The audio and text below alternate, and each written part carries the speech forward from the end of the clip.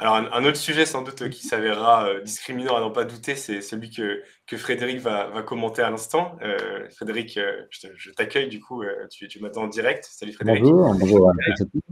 Bonjour David. Bon, alors, ouais, on va passer un peu du coq à l'âne. Là, on était sur l'analyse des maths EM Lyon ECE, donc on va changer de discipline, on va changer de filière aussi, puisqu'on va s'intéresser à la filière scientifique cette fois-ci, avec un sujet, qui est assez déroutant, c'est le cas de le dire, hein, sans mauvais jeu de mots. David, dans l'immédiat, je te remercie. Donc l'analyse, tu l'as dit, est déjà disponible du coup sur Major Prépa, et tu nous reviens demain en fait, concrètement, si je dis pas de bêtises. Il y a déjà les decks demain, c'est ça? Non, c'est quoi? Non, c'est HEC ESSEC. HEC ESSEC. Et oui. La fameuse épreuve, C'est oui, ça. écoute, avec plaisir. Exactement. Donc voilà, bon, ça ne manquera pas de sel, sans doute. C'est quand même oui, bon. Sans doute on souhaite un joli pour les ECS, mais pour les ECE, c'est le cas aussi. Bon, parfait. Bon, merci beaucoup, David. Merci. Et du coup, à demain. Bon live et à bientôt alors. Au revoir. Ouais, ciao. Au revoir. Et donc, on va passer à ce fameux sujet de géopo. Donc voilà, les ECS, n'hésitez pas à nous dire du coup dans le chat ce que vous en avez pensé, mais je peux déjà me faire l'écho un petit peu des commentaires qu'on a eus.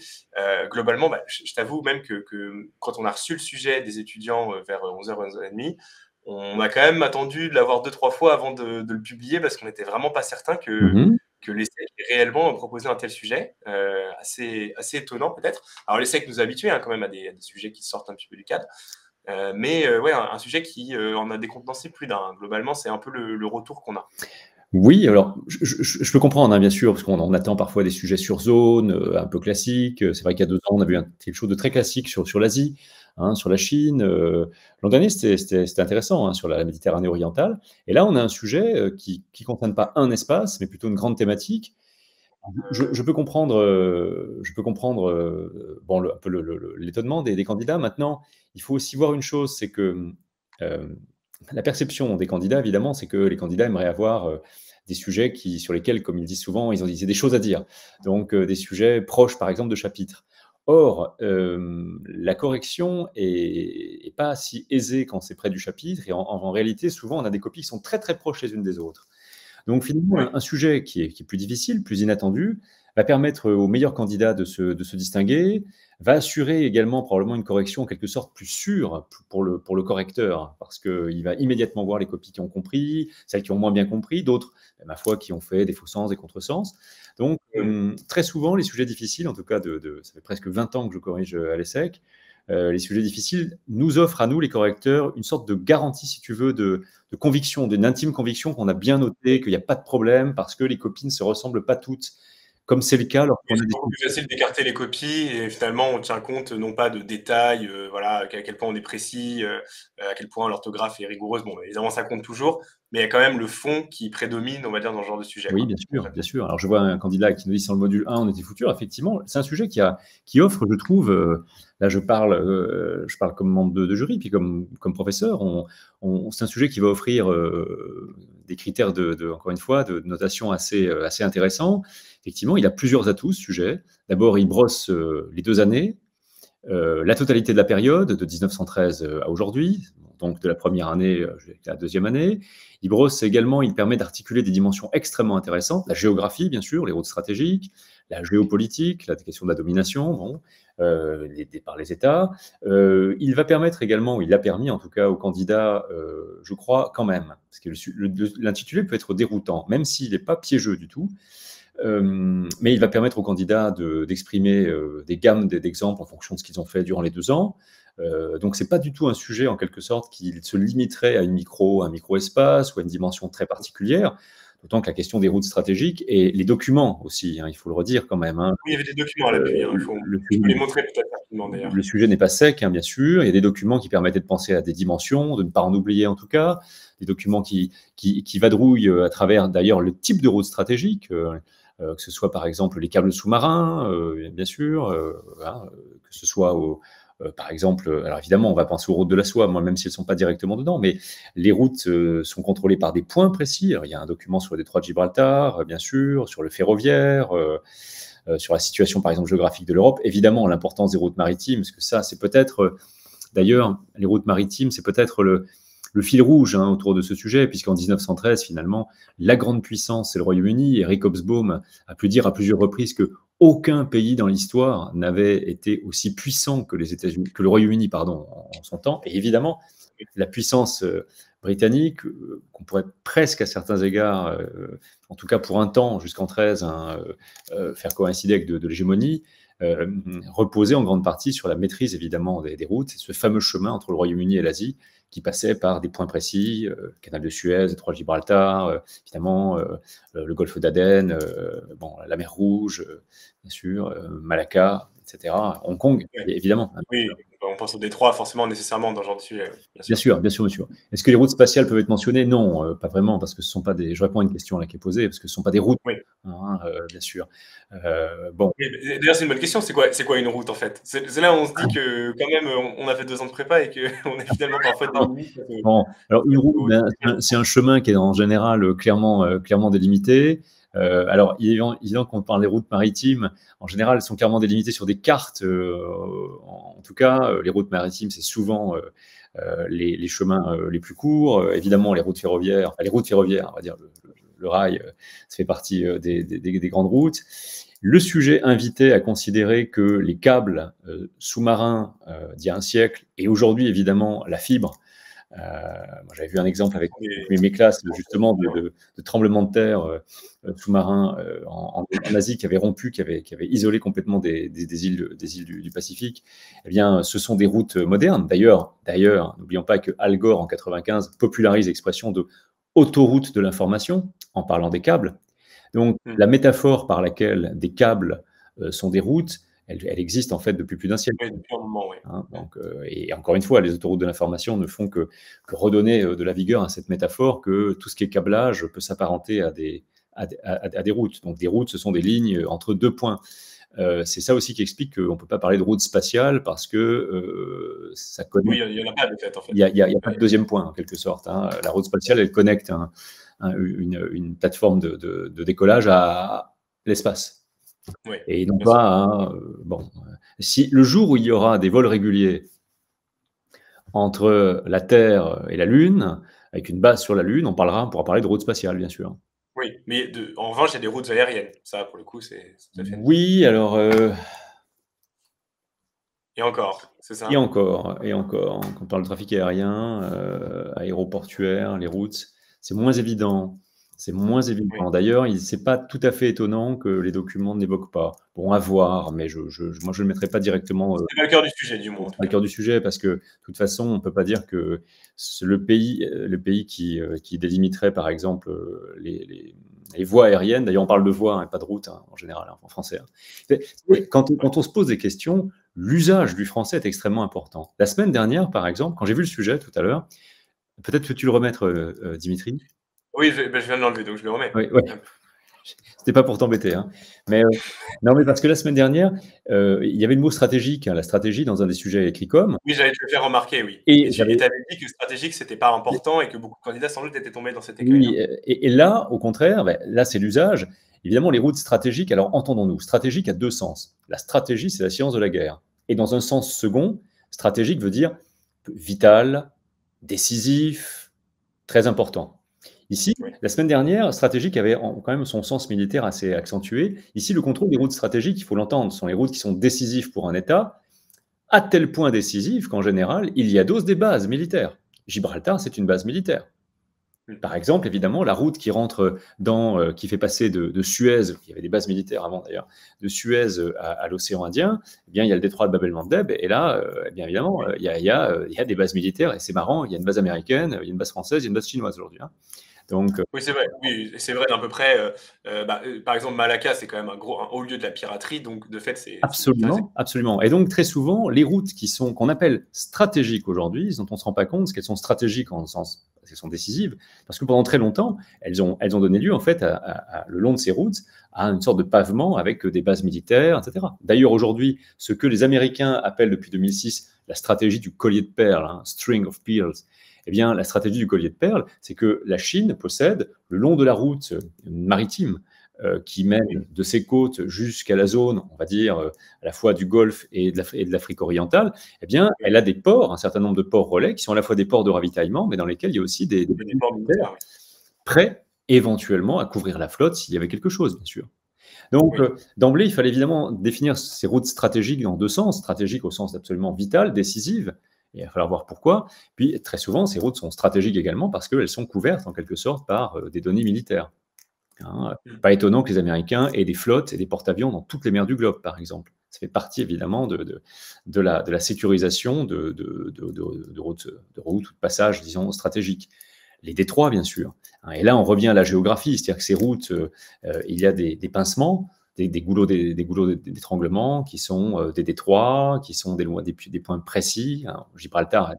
Et là, en fait, on vient à cette notion de route parce que justement, le problème de l'espace, c'est ça, c'est que c'est pas une route parce qu'en fait, c'est partout, alors que là, de fait, avec les détroits, eh bien, il y a des points de passage qui sont obligés. Et donc, la route est tracée par les contraintes naturelles. Les détroits, les canaux. Puisqu'en quelque sorte, de ce point de vue-là, le XXe siècle commence par 1904, enfin 14, c'est l'inauguration, par exemple, de Panama.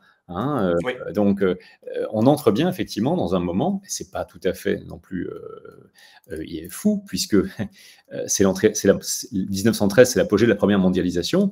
Et à ce moment-là, évidemment, les routes, notamment commerciales, le ravitaillement, jouent un rôle tout à fait fondamental. Aujourd'hui, si les routes maritimes d'ailleurs sont un fil rouge, c'est parce que c'est par là que passe le commerce, on le sait.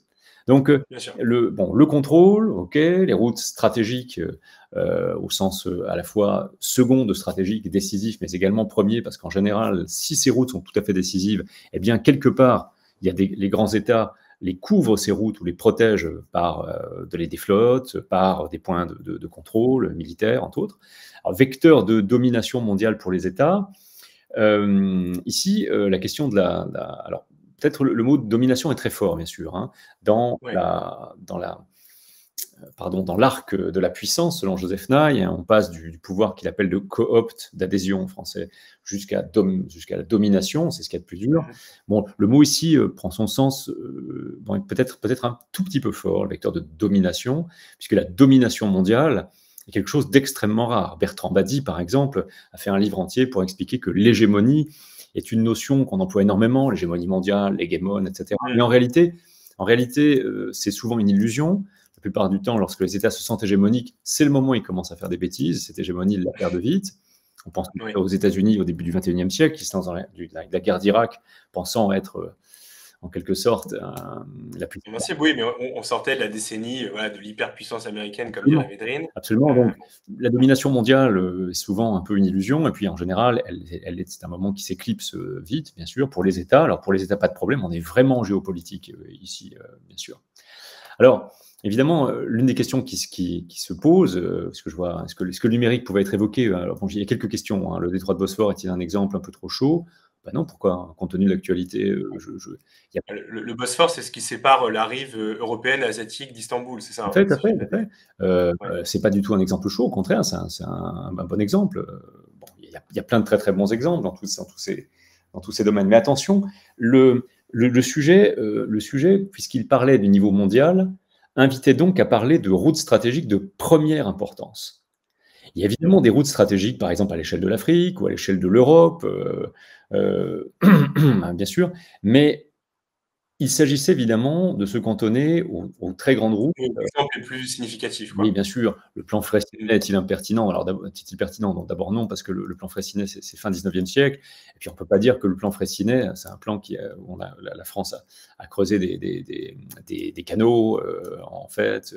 Bon, ce n'est pas un plan qui visait à s'assurer de la maîtrise de routes stratégiques à l'échelle mondiale, bien sûr. Donc, bien sûr. Mais par exemple, il est évident que aujourd'hui, un bon exemple évidemment de cela, c'est les nouvelles routes de la soie. Pourquoi? Oui, on entend le mot route déjà, ça aide. D'abord, évidemment, ça s'appelle BRI, Belt and Roads Initiative.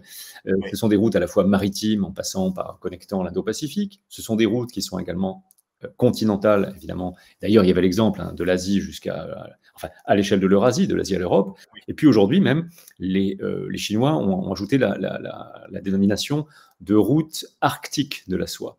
Puisqu'on le sait, à cause du réchauffement climatique, une partie des routes arctiques sont maintenant navigables. Donc là, on a un projet de très très grande ampleur, bien sûr. Maintenant, L'une des questions qui se posent, c'est au fond, est-ce que la maîtrise de ces routes assure véritablement la domination?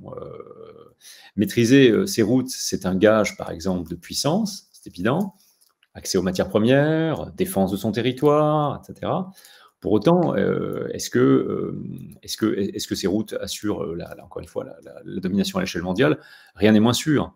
Une chose qui me frappe, par exemple, c'est que quand on prend les très très grandes puissances comme les États-Unis étaient la première puissance, en tout cas, par exemple, économique du globe il y a un siècle, ils ne maîtrisaient pas véritablement de routes à l'échelle mondiale, par exemple. Alors, ils maîtrisaient évidemment le canal de Panama, ça c'est sûr, mais finalement, on peut imaginer des États qui soient très puissants sans toutefois maîtriser la totalité, disons, des routes. Il y a des puissances plus ou moins fermées. Ce sujet permettait, en tout cas, de se demander, si tu peux remettre l'énoncé que je dis. Ouais, je l'ai aussi de mon côté. Bon, en première approche, de toute façon, une des questions, c'est de savoir jusqu'où le contrôle des routes est un vecteur de domination efficace, en fait, pour les États. Et ça, par exemple, peut-être qu'on peut imaginer 3 parties comme ça. L'une qui viserait d'abord à montrer en quoi, quel est le caractère stratégique des grandes routes, qu'elles soient maritimes, continentales, ou par exemple de ces chemins de câblage, des câblages d'hier qui permettaient de faire passer l'information ou du câblage aujourd'hui avec les fibres. Et en quoi c'est stratégique pour les États, pour accéder aux matières premières, pour pouvoir commercer, pour pouvoir s'informer. On a 3 sous-parties, par exemple. Si les routes sont autant stratégiques, bien sûr, c'est parce que soit elles permettent d'acheminer donc des matières premières nécessaires à la croissance, à la défense, bien sûr, soit parce qu'elles permettent d'échanger entre États, avec tous les avantages évidemment que donnent les échanges, soit parce qu'elles permettent également de communiquer. Bon, c'est ça qui fait leur caractère stratégique. D'où le fait que les grands États cherchent évidemment à pouvoir contrôler cet ensemble de routes par certains moyens, soit par des flottes, soit parce qu'ils maîtrisent des points, soit parce qu'ils développent des stratégies d'alliance, par exemple. On pense par exemple, les États-Unis, évidemment, le Golfe Persique c'est une des routes absolument stratégiques pour eux, et l'un des moyens, par exemple, de contrôler cela, ça a été des alliances. On pense aux accords du Quincy, par exemple, en 1945, qui sont un moyen, l'accord Washington-Riyad, qui est un moyen de s'assurer le contrôle, évidemment, du Golfe, qui devient compliqué à partir de 1979, dès lors où la révolution iranienne porte un régime anti-américain au pouvoir. Et on voit combien aujourd'hui le contrôle du Golfe est périlleux. Souvenons-nous qu'en 2006, par exemple, le président iranien avait menacé de bombarder des bateaux à l'entrée du Golfe pour le bloquer. Donc, on est face à des fortes tensions. Donc, un premier temps, on montre, par exemple, en quoi les grandes routes de différents types ont un caractère absolument stratégique, ce qui explique pourquoi les États cherchent à le contrôler, évidemment, et les grands États à l'échelle mondiale, et avec quel succès et quels échecs dans un troisième temps.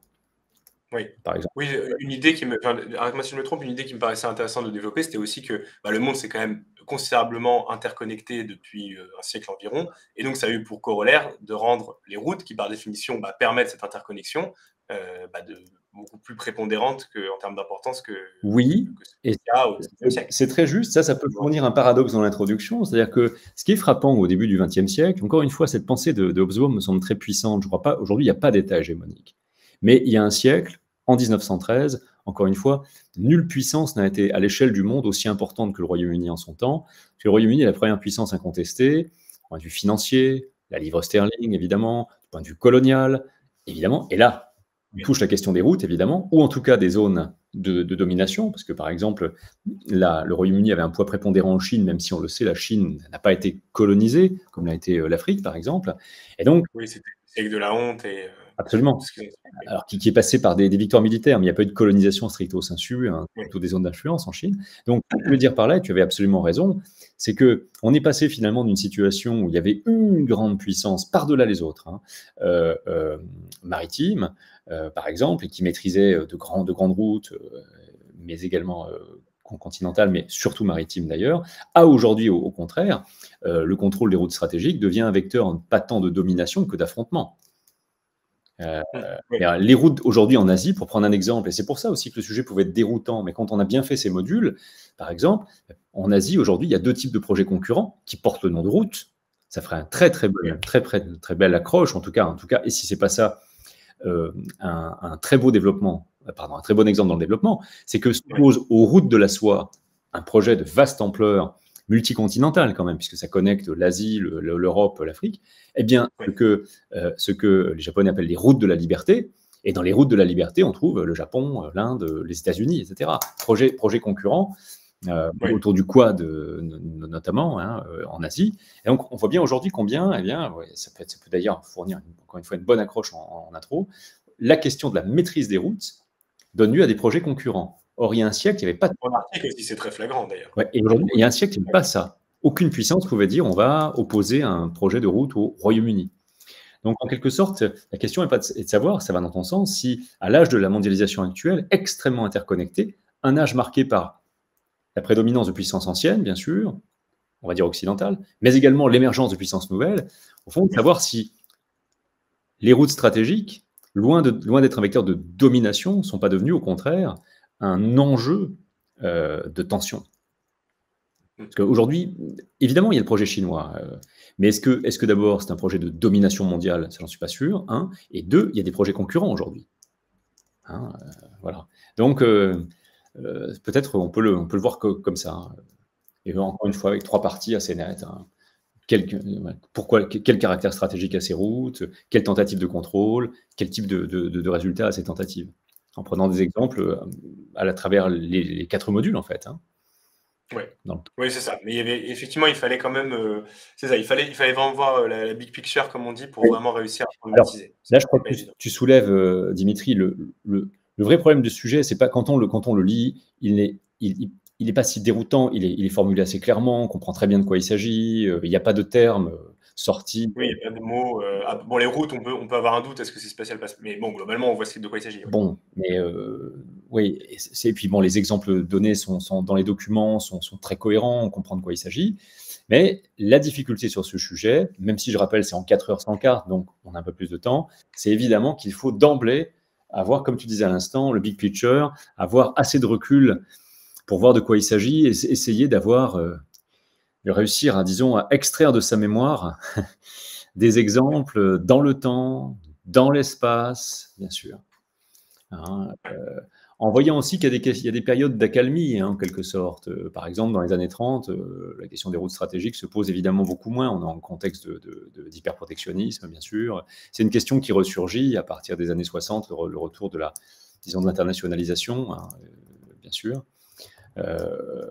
Voilà, même si pendant la guerre froide, par exemple, il est très clair que le rideau de bambou, par exemple, en Asie, délimite une Asie insulaire ou péninsulaire, dans laquelle les Américains, évidemment, cherchent à maîtriser les routes, bien sûr.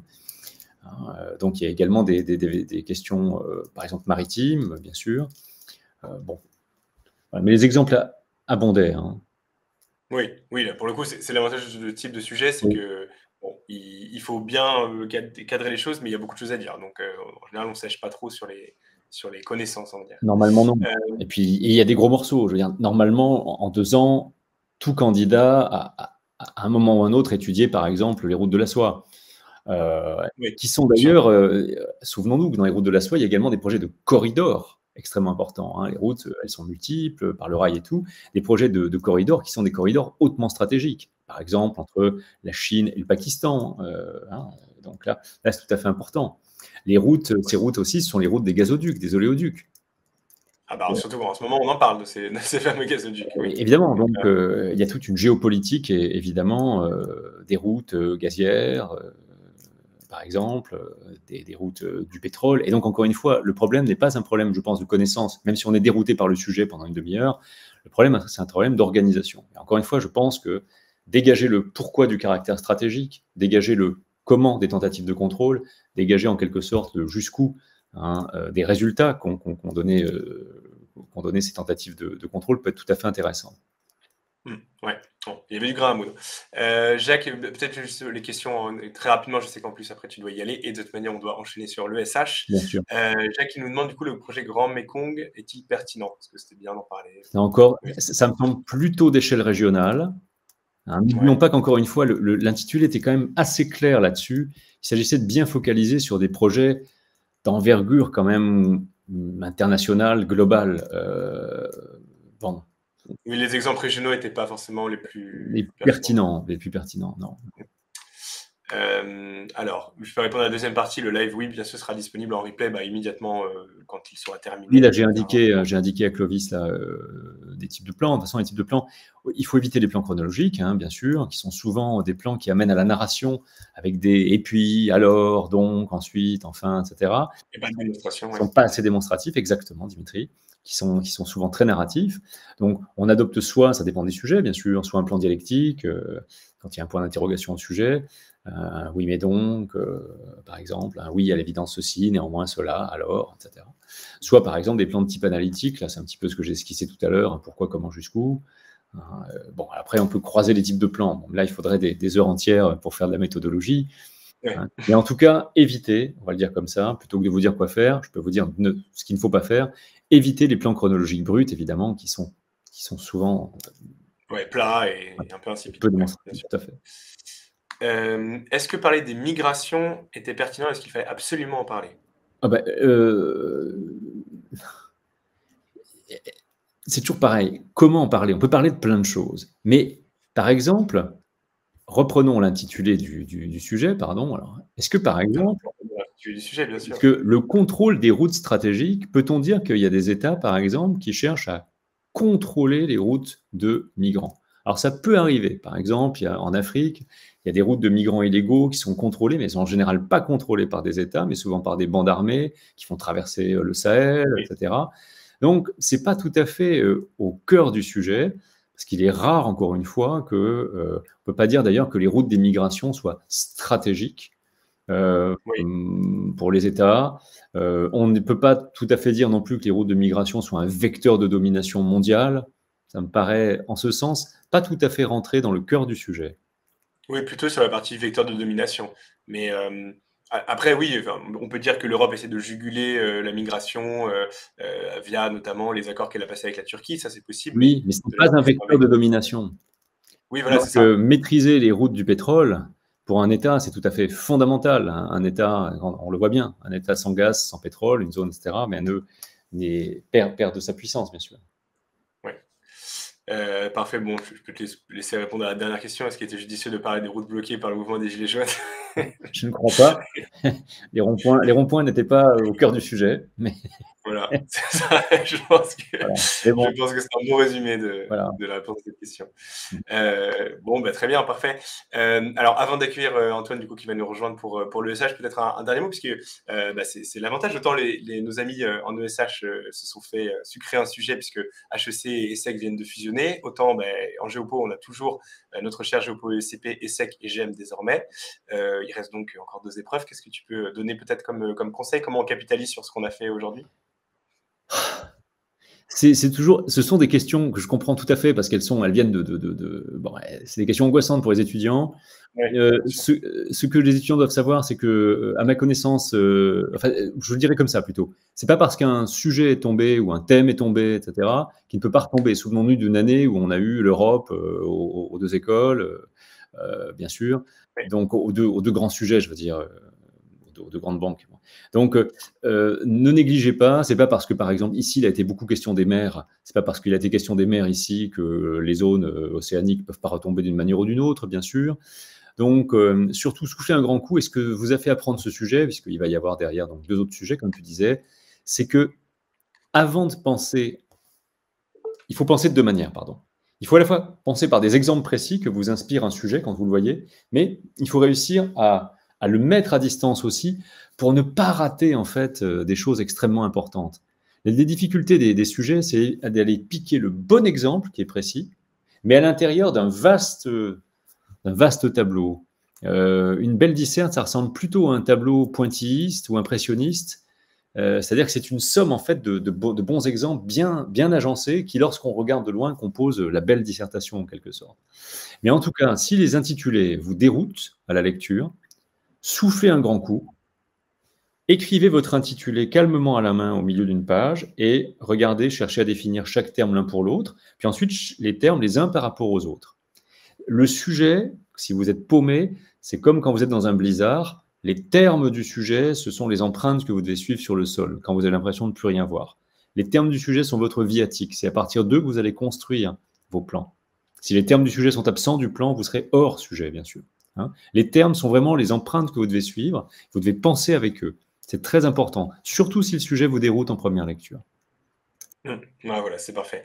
Merci infiniment. Je sais qu'on doit te laisser, Frédéric. Donc, voilà, on a commenté. Eh bien, et puis on se revoit. Il me semble que c'est après-demain l'épreuve de l'ESCP. Je ne sais plus si j'ai. Oui, peut-être. Je n'ai plus le calendrier en tête. Mais je crois que ça doit être ça. Bon, de toute façon, on se reverra d'ici là. À très vite. Bon, ça marche. Merci beaucoup, Frédéric. À très bientôt. Bon courage à tous les candidats. Au revoir.